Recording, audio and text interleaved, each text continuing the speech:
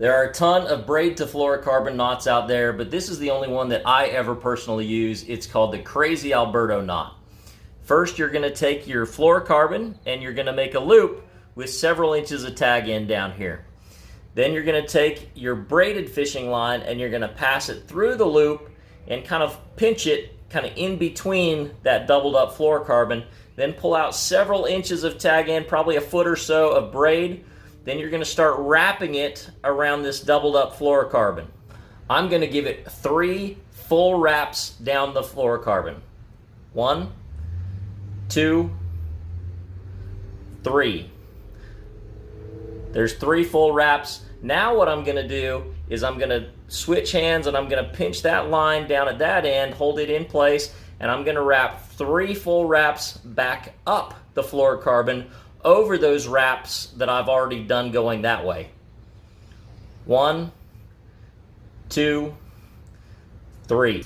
Now what I'm going to do is I'm going to take this tag end and I'm going to pass it back through that loop. Now the key is you have to have your main line and your tag end with your braid passing the same direction through the fluorocarbon loop, whether that's both going down or both coming up out of it.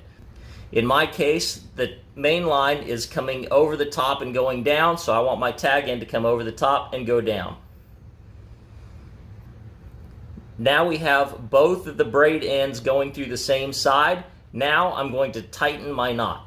At first, I'm going to hold all 4 ends of the line, both the tag ends and the main line of the fluorocarbon, and I'm going to pull it slightly until it's semi-taut, but not totally taut just yet.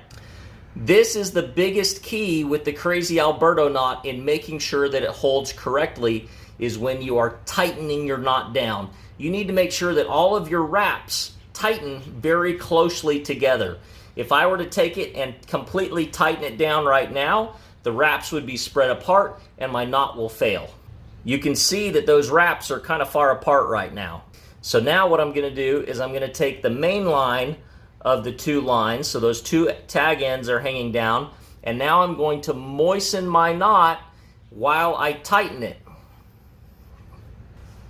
By pulling on the main line only, it's going to ensure that my wraps on the braid are tight and close together, and my knot is not going to fail now.